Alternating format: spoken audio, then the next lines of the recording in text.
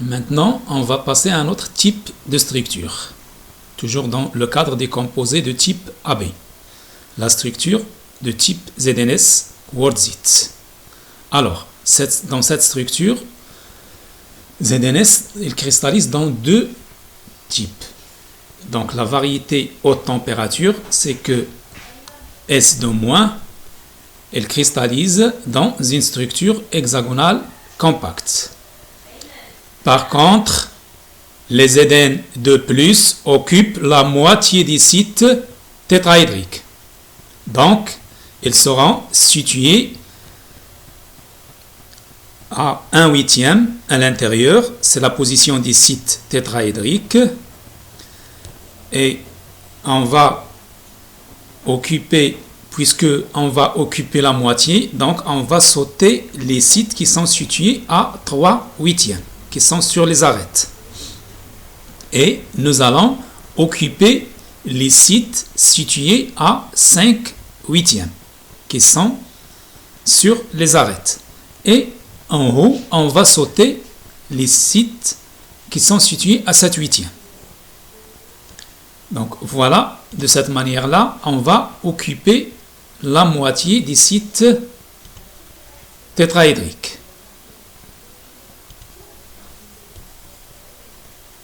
Voilà. Et la dernière, on la saute. Sinon, on occupe le site situé à 7/8, on saute les sites situés à 5/8 et on occupe les sites situés à 3/8 sur les arêtes. Et on saute le site situé à 1/8 à l'intérieur de la pseudomaille. Voilà, on a le choix. On peut la représenter de cette façon-là, comme on peut la représenter de cette façon-là. L'essentiel, c'est d'occuper la moitié des sites tétraédriques. En faisant la projection, j'insiste, on doit représenter une losange, une maille hexagonale. Lorsqu'on fait la projection, on doit représenter une losange, de façon que A égale à B. Je fais la projection. Le jaune, il représente le soufre. Il est situé à 0 et 1.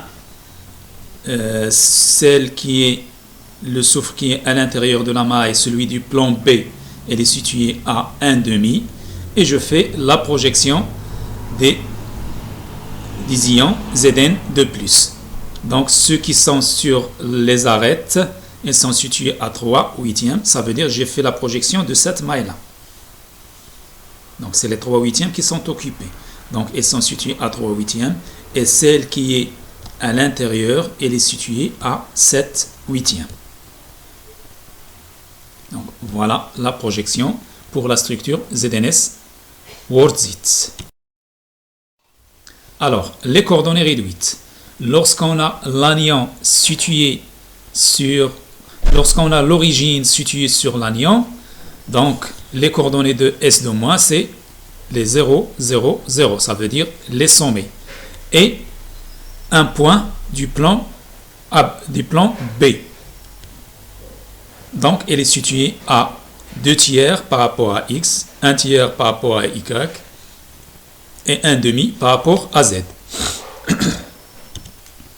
Alors, pour les sites tétraédriques qui sont situés sur les arêtes, donc ils auront 0 par rapport à X, 0 par rapport à Y et 3/8 par rapport à Z. Pour Zn de plus, le site tétraédrique qui est situé à l'intérieur de la maille. Il va avoir comme coordonnées 2/3 par rapport à X, 1/3 par rapport à Y et 7/8 par rapport à Z. Maintenant, si je veux avoir l'origine sur le cation, alors comment je vais choisir le vecteur de translation? Donc je viens sur Zn de plus et je vais décider lequel parmi ces deux points sera considéré comme origine. Donc la plus facile, c'est de choisir ce point-là. Donc j'ai 0 par rapport à x, donc je vais le garder. Donc je rajoute rien par rapport à a. Je vais effectuer aucune translation par rapport à a. J'ai 0 par rapport à y, donc je ne fais aucune translation par rapport à b.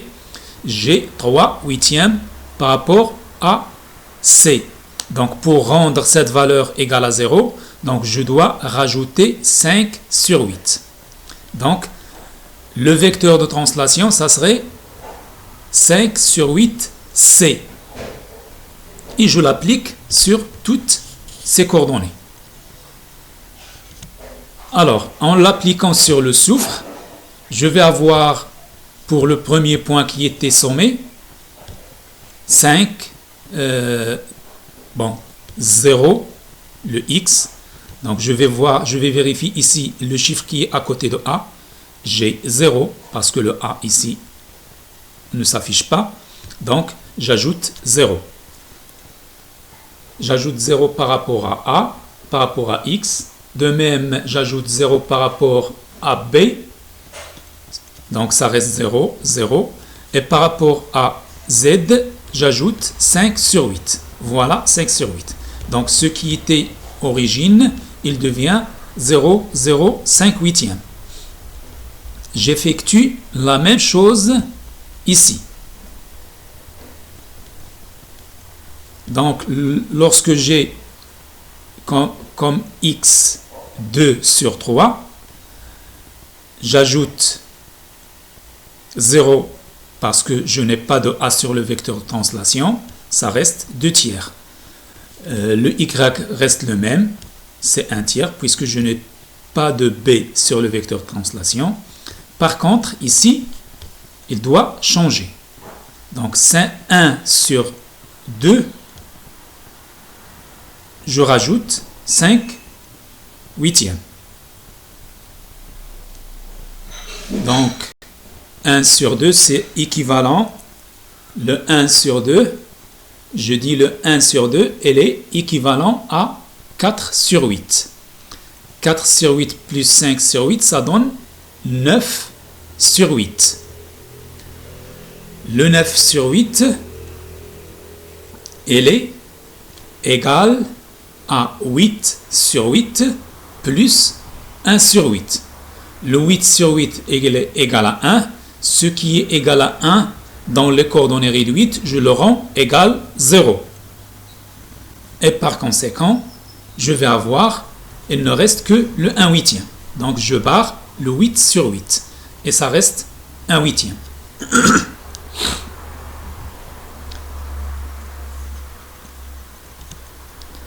Alors, pour le Zn de plus, donc pour la première coordonnée, donc 0, ça reste toujours 0. Le y égale à 0, ça reste toujours 0, puisque je n'ai aucune translation par rapport à b. Par rapport à z, le 3 huitièmes plus 5 huitièmes, ça donne 8 sur 8. Ça veut dire 1. Et 1 en coordonnées réduites, il est équivalent à 0. Donc voilà, ça devient origine. J'applique la même chose ici. Pas de translation par rapport à a, donc x reste fixe, 2 tiers. Pas de translation par rapport à b, le y égale à 1 tiers, elle est toujours égale à 1 tiers. Et 7 sur 8 pour z, j'ai une translation par rapport à c, donc je dois rajouter 5 huitièmes. 7 sur 8 plus 5 sur 8, ça donne 12 sur 8. Et le 12 sur 8, elle est équivalent à 8 sur 8 plus 4 sur 8. Donc le 8 sur 8, je vais le barrer puisqu'il est égal à 1. Donc, en coordonnées réduites, c'est 0. Il reste 4 sur 8. Le 4 sur 8, c'est équivalent à 1 demi. Et voilà les coordonnées réduite lorsque je choisis l'origine sur le cation. Le nombre de motifs. Alors, pour S de moins. On a déjà vu ça lorsqu'on a étudié les structures métalliques. On le reprend. Alors, j'ai 4 ions S de moins qui sont situés sur les sommets à 120.